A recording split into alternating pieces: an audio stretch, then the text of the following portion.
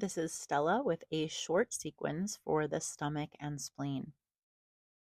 Take a deep breath and bring your hands into your heart. Namaste. Surrendering to the divine light that is in all of us. And bring your hands into your knees. Take a moment to set the intention that your intuition is clear and always guiding you on the right path. Come into child's pose. Your hips are towards your heels, toes together, knees apart. You can stretch your arms out or bring them by your sides. You can stack the hands and rest the head. If your head doesn't touch the floor, please get a pillow, a block, or a blanket to put it underneath it, as we're going to be in this pose for the longest of any of the poses today. Child's pose is the first pose that our body ever created inside of our mother's womb. It's a very natural and normal pose if we think about little babies. The stomach is where we digest and process not only all of the food, but everything that we take in our lives. It is our gut-brain connection, the connection to our intuition, to our gut feelings and our gut reactions. So this will help slow down the reaction and bring us more into response. The spleen is the source of life for all of our organs. It stores memory. Find your breath, big inhales, big exhales. Maybe you want to count your inhalation. Maybe you have a different kind of breath that you're working with. Always inhale through the nose and exhale either through your mouth or through your nose, a yogi's choice. And remember that if you're not comfortable, you can always adjust.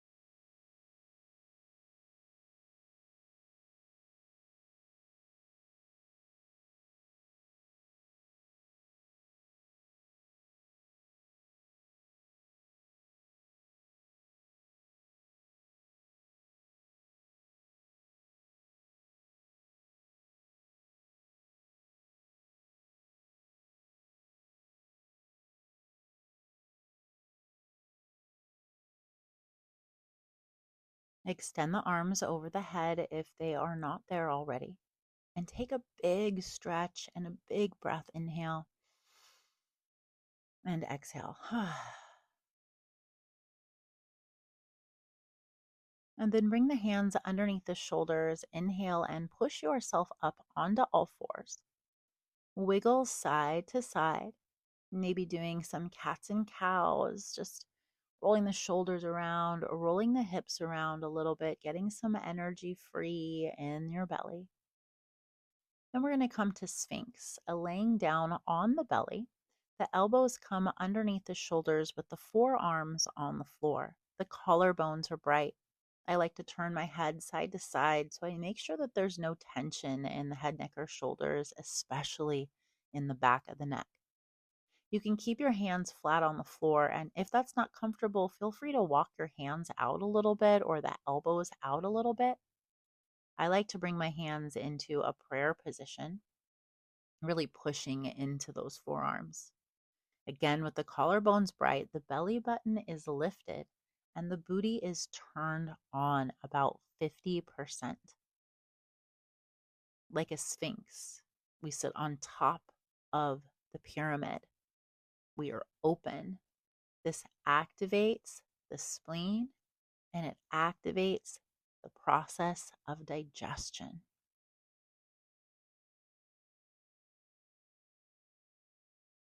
Breathe.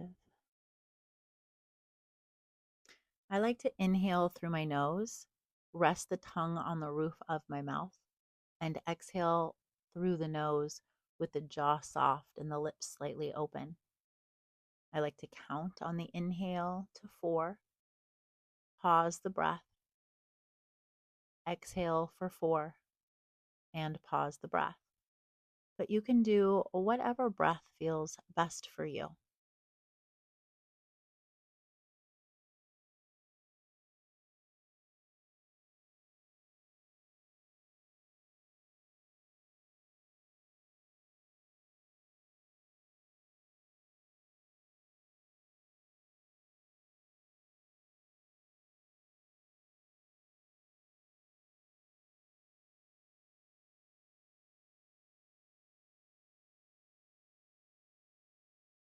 One more big breath here. Big, big inhale to lengthen the spine from the top of the head all the way to the toes. As we lower down to the ground, stack your hands, rest your forehead, bend your knees, and let them go side to side in windshield wipers, releasing the front of the body. Take a big breath. Let that go. Push yourself up onto all fours and back into a child's pose. It's important to counterpose the back bend. So the Sphinx is a back bend, opening the front, and then we release the back. Now, coming to sitting, I highly recommend sitting on a block or a blanket for this Gomukhasana or shoelace pose, as it's called, stacking the knees on top of each other. Stacking the knees on top of each other. If this doesn't work for you, wiggle around as much as you can. Again, a blanket or a block underneath your booty really, really helps. You can even extend the bottom leg. What's important is that the knees are stacked on top of each other as much as we can get them. This opens the side of the hip.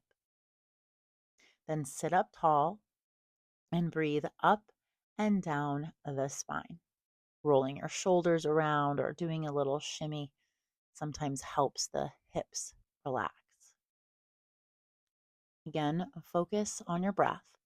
Then reach your arms up really long and twist towards the top leg, away from the top foot. I like to turn my palms up, but that's really yogi's choice. And sometimes I even bend the back arm behind me, back of the hand towards the lower back. You might even need to walk the back hand out a little bit and to help prop your spine up tall. And breathe. Inhale and lengthen the breath and lengthen the spine. This will also help relieve the hips.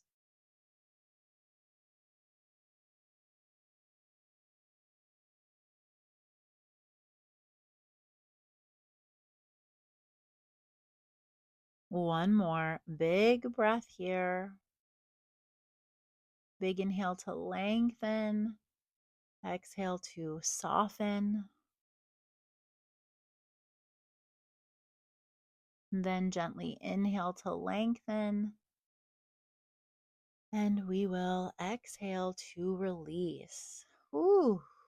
I like to sit up tall and grab my feet and hinge forward. You can bring your chin to your chest. You can hinge forward and rest your forehead on your knees. You could even put a block or a blanket between the forehead and the knee. Yogi's choice. We're just going a little bit deeper, really purifying our intuition. Inhale, sit up. Shake those legs out as we move over to the other side. We're doing exactly the same pose, just with the other knee on top. So if you haven't gotten that blanket or block underneath your booty, again, I can't recommend it enough. Sit up tall, roll your shoulders out, stack those knees, soften the shoulders, and breathe.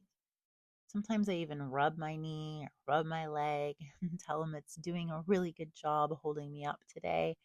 I thank my spleen. I thank my stomach for processing all of the downloads of information that I receive. Then find my center and breathe up and down the spine again. Soften where I feel tension and engage where I feel like I'm being a little lazy. Then inhale and reach your arms up. Go in for that big twist towards that top leg. Again, sit up tall.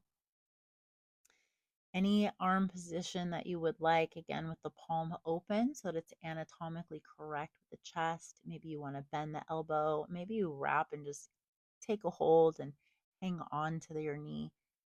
Whatever pose fits you, remember that these poses are fitting you. You're not trying to fit into the pose or force your body into doing anything that it doesn't like. It's one step at a time, one breath at a time. Big inhales and big exhales. That'll really help soothe and nourish and flood the body with your breath and with your life.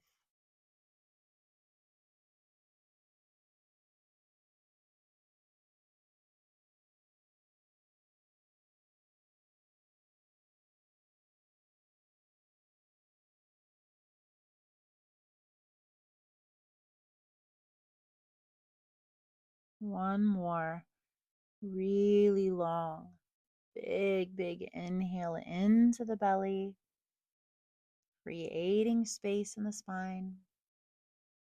Exhale, twist a little deeper and then unwind. And take the hands to the feet, the chin to the chest, or the chin all the way to your knee. Again, yogi's choice on this. We're just taking it one step further. You can do it. Soften in. I digest and process all information with ease and grace. I trust my gut intuition.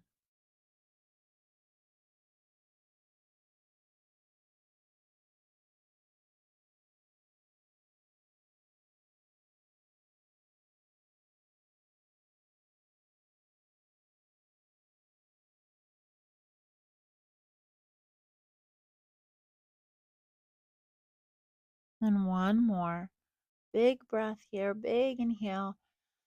Ooh, big exhale. Okay, we did it. Inhale and come up. Release your legs, shake them out however you need. Maybe you need to roll your ankles around. We're going to come onto our backs and take it nice and easy as you lower down. Maybe take a blanket or a block down where your knees are going to go. But first, let's do some windshield wipers, keeping the feet on the floor. Let the knees bend and let them go side to side again to release the front of the body. We've been in that angle for a little while. And then stretch your legs out. Maybe bring your arms by your sides or put your hands on your belly. This is important to open the whole body after we've had it in such close angles and quarters. Take a couple of really deep, big inhales and big exhales so you can settle into your Shavasana. And for just 1 minute today, be silent and still. You don't even need to think about your breath, just being human.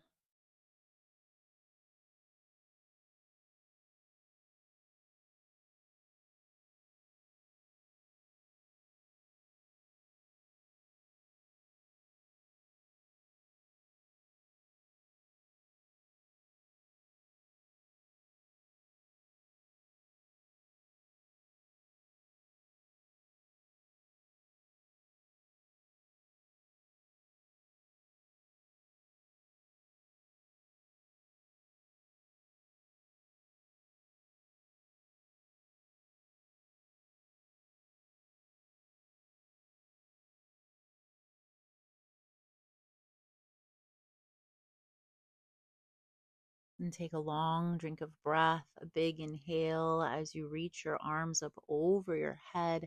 Bend your knees, draw them in, and roll over onto your side as you roll yourself up to sit. Take your hands on your knees, and congratulations. May your intuition be your guide today. Thank you so much for being here. Don't forget to like and subscribe.